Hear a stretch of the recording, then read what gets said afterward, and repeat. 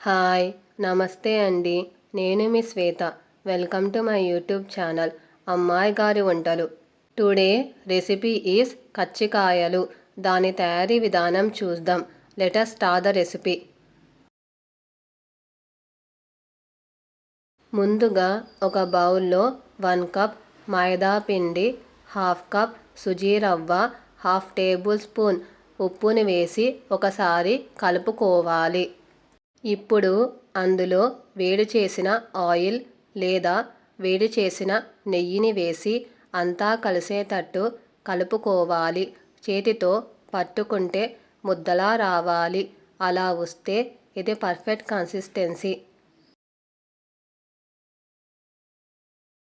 తరువాత వామ్ వాటర్ని కొద్ది కొద్దిగా పోసుకుంటూ చపాతీ పిండి ముద్దలాగా మెత్తగా కాకుండా కొద్దిగా గట్టిగా తడుపుకోవాలి. పిండి ముద్దని కొద్దిసేపు నీట్ చేసి లిడ్ క్లోజ్ చేసి హాఫ్ ఎన్ అవర్ రెస్ట్ ఇవ్వాలి.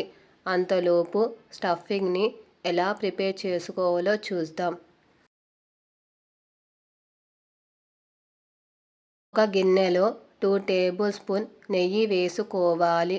నెయ్యి హీట్ అవ్వగానే చిరోంజి సీడ్స్ని వేసి మంటని సిమ్లో పెట్టుకొని వేయించుకోవాలి.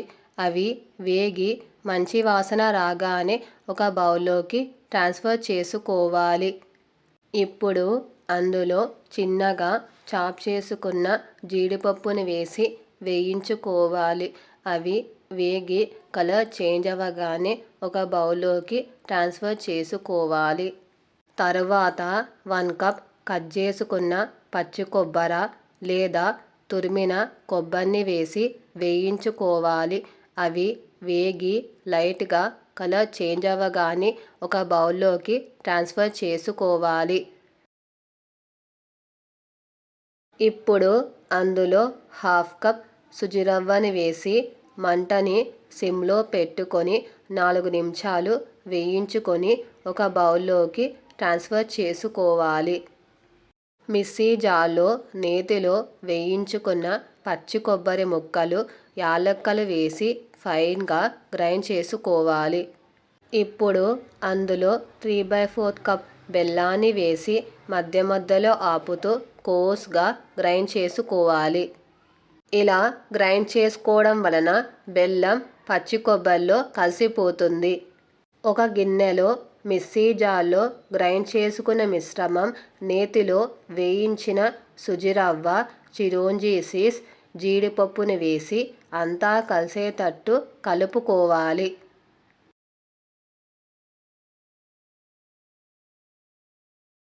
హాఫ్ ఎన్ అవర్ తర్వాత లిడ్ ఓపెన్ చేసి నిట్ చేసుకోవాలి.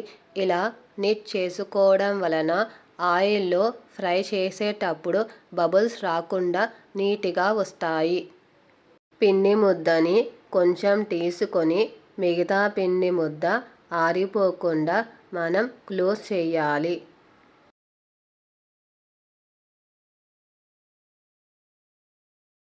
పిండి ముద్దని రౌండ్ షేప్లో చేసుకొని పొడిపిండిలో డిప్ చేసుకొని పూరీలాగా రుద్దుకోవాలి. మరీ పల్చగా కాకుండా మరీ మందంగా కాకుండా ఇలా రుద్దుకుంటే సరిపోతుంది. ఇప్పుడు అందులో 2 టేబుల్ స్పూన్ల స్టఫింగ్ని పెట్టి చుట్టూ వాటర్ని అప్లై చేసి క్లోజ్ చేయాలి. ఇలా క్లోజ్ చేసేటప్పుడు స్టఫింగ్ బయటికి వస్తే లోపలికి పెట్టి క్లోజ్ చేయాలి. వీడియో క్లిప్లో చూపించిన విధంగా క్లోజ్ చేసి ఒత్తుకోవాలి. రిమైనింగ్ పార్ట్ని స్పూన్తో అయినా లేదా నైఫ్తో అయినా కట్ చేసుకోవాలి. ఇలా కట్ చేశాక ఫోర్క్తో ముందు వెనకాల ఘాట్లు పెట్టుకోవడం వలన మంచి డిజైన్ వస్తుంది. ఇలా సింపుల్గా చేతితో కచ్చికాయలని తయారు చేసుకోవచ్చు లేదా మౌల్డుంటే మౌల్డ్తో అయినా చేసుకోవచ్చు. ఒక ప్లేట్లో కచ్చికాయని పెట్టి దాని మీద క్లాత్ క్లోజ్ చేయాలి. ఇలా క్లోజ్ చేయడం వలన కచ్చికాయ ఆరిపోదు. ఇలాగే మిగతావన్నీ చేసుకోవాలి. ఒక కడాయిలో డీప్ ఫ్రైకి సరిపడా ఆయిల్ వేసుకోవాలి. ఆయిల్ హీట్ అయిందో లేదో ఒక చిన్న పిండి ముద్దని వేసి చెక్ చేసుకోవాలి. పిండి ముద్ద ఇలా పైకి తేలితే ఆయిల్ హీట్ అయినట్టు. ఇప్పుడు కజ్జికాయని ఒకదాని వెనకాల ఒకటి డ్రాప్ చేసుకోవాలి. మంటని మీడియం ఫ్లేమ్లో పెట్టుకొని కాల్చుకోవాలి. కజ్జికాయలు ఒకవైపు కాలాక మరోవైపు కాల్చుకోవాలి.